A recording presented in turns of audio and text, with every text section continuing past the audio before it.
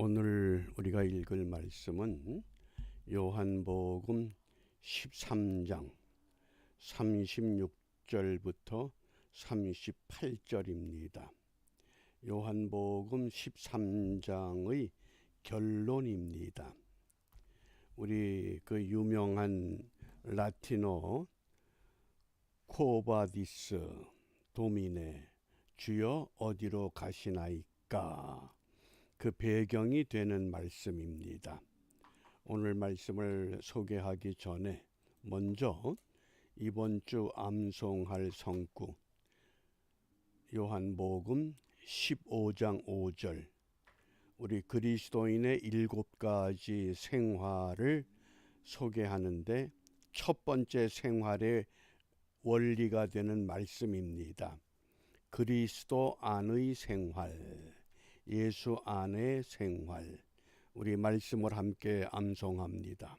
나는 포도나무요 너희는 가지니 저가 내 안에 내가 저 안에 있으면 과실을 많이 맺나니 나를 떠나서는 너희가 아무것도 할 수 없음이라. 아멘. 우리 육신은 이 세상 환경 속에 묻혀서 살아갑니다. 그러나 우리 신앙의 목표, 우리의 영의 생활은 예수님 안에 있어야 한다는 원리입니다. 이것이 그리스도인의 첫 번째 생활 원칙입니다.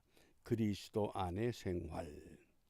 오늘 이 묵상의 주제가 있는 요한복음 13장 36절 말씀 우리 함께 읽습니다.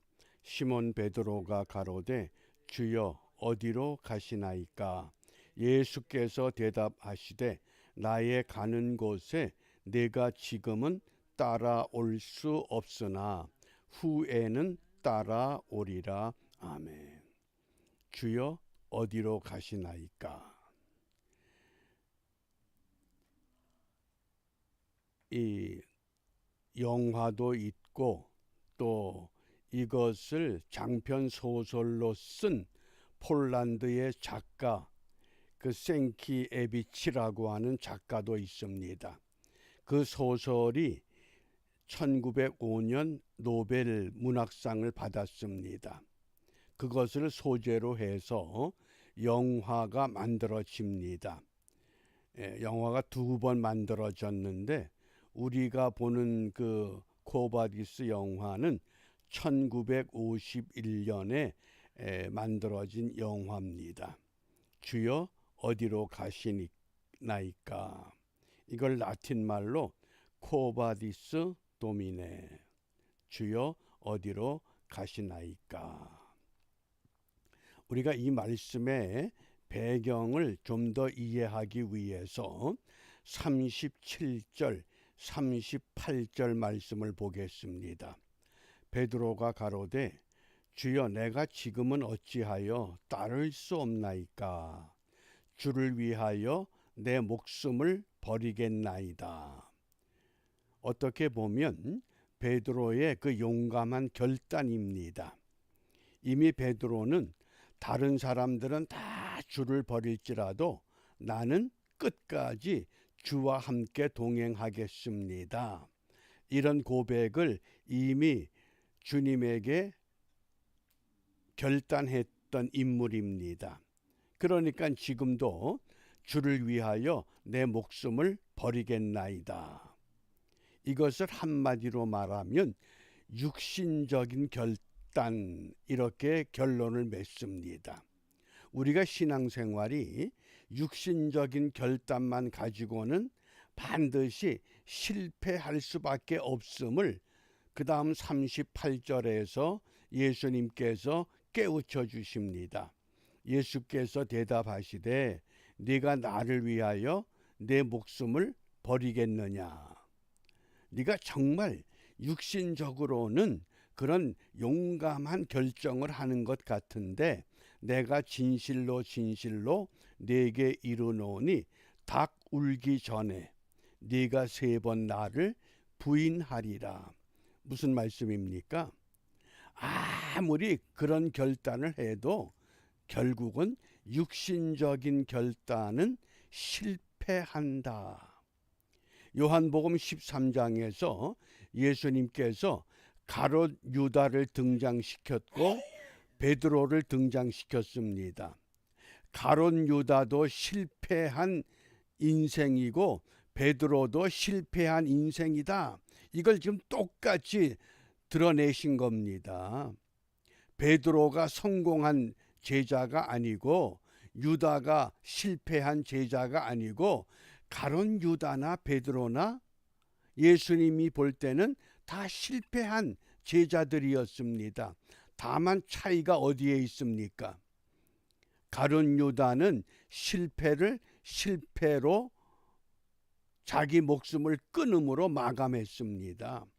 그런데 베드로는 그 실패한 것을 다시 회복할 수 있는 기회를 붙잡습니다.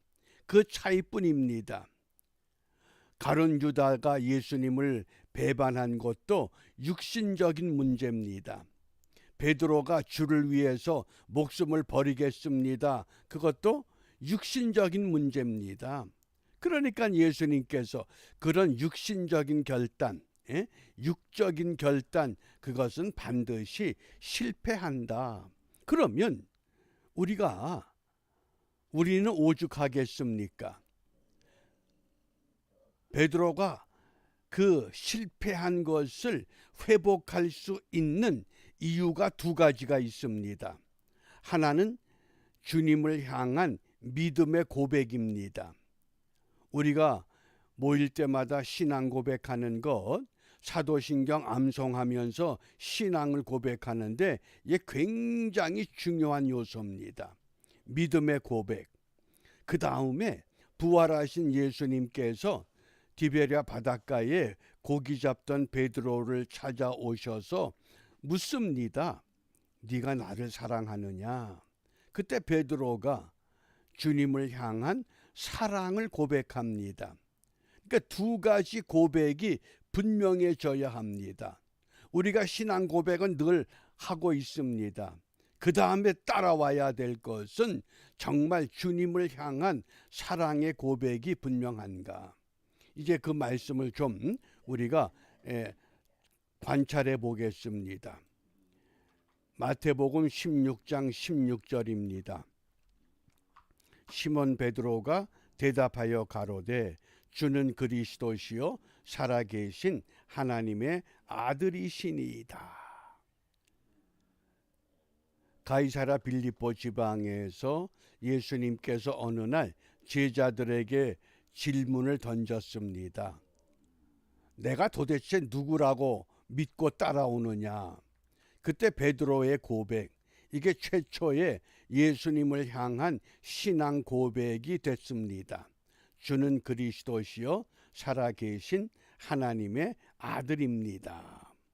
이것이 베드로가 예수님을 향해 고백했던 첫 번째 믿음의 고백이요 사랑의 고백이었습니다.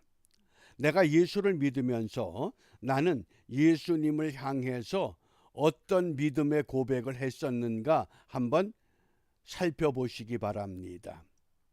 이렇게 믿음의 고백을 했던 베드로가 오늘 13장에서 어떤 고백을 합니까? 나도 정말 주님을 위해서 목숨까지 바치겠습니다. 그런데 예수님께서는 아니야.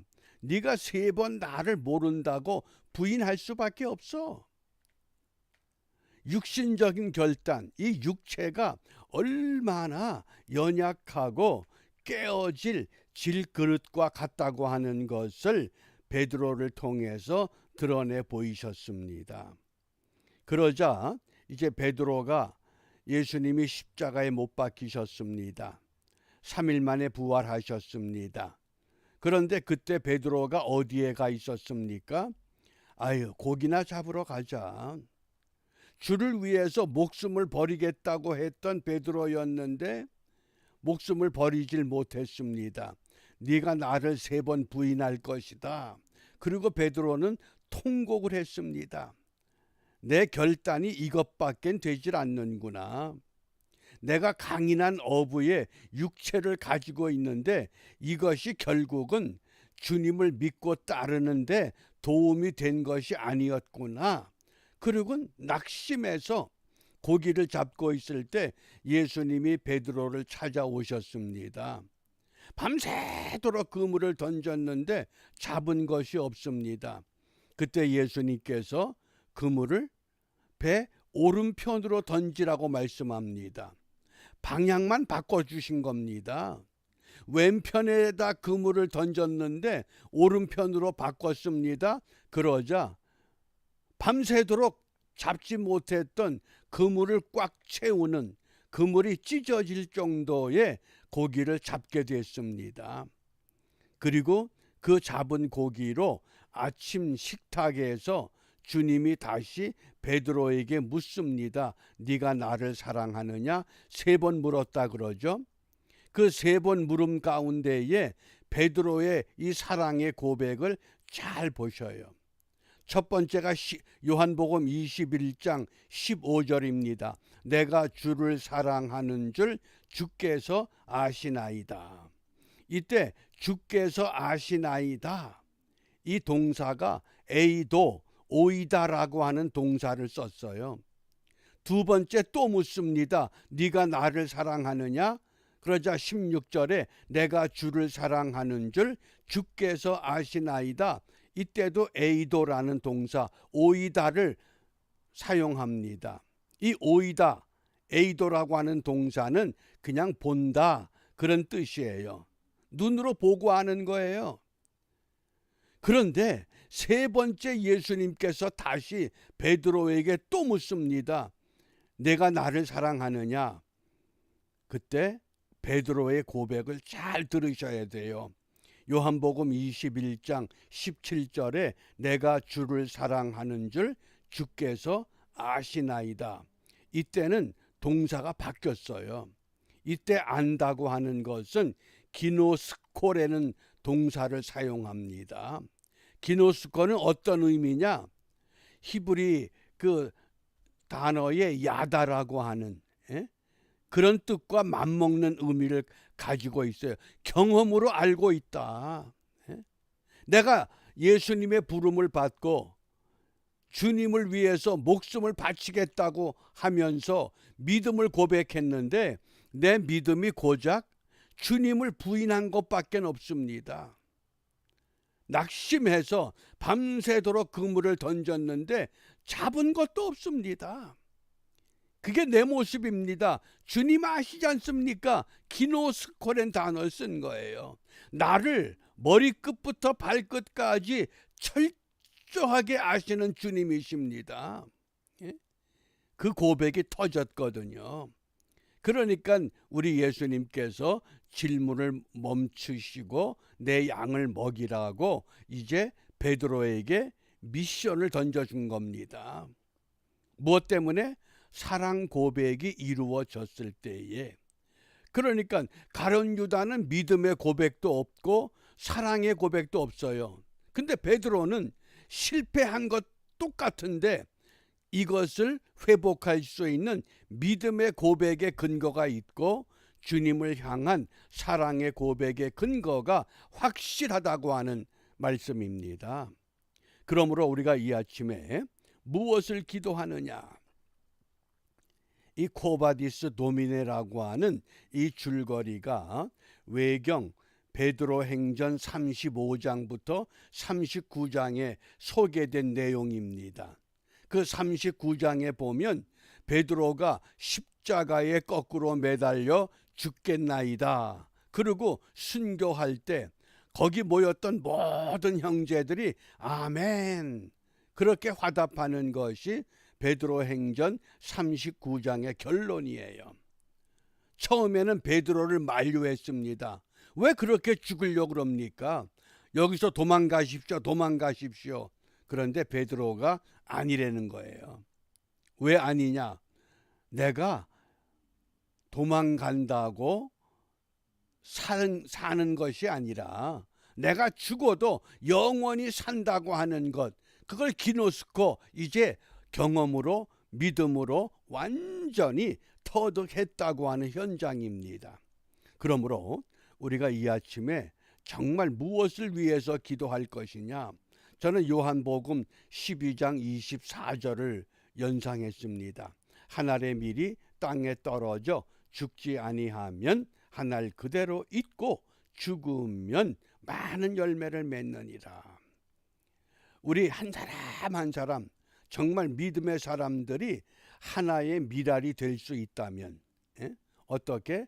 나를 부인하고 내 십자가를 바르게 감당하기만 하면, 그러면 반드시 열매를 맺도록 인도하시는 우리 주님의 그 놀라우신 사랑, 그 은총, 우리가 이것을 힘입어 오늘도 이러한 믿음으로 승리하는, 이 땅에 하나님의 교회를 바르게 세우는 일에 밀알로 쓰임받는 우리 모두가 되시기를 주님의 이름으로 부탁합니다. 기도하겠습니다. 길과 진리와 생명 되시는 주님, 우리의 모든 것 우리보다 더 정확하게 기억하시고 알고 계십니다.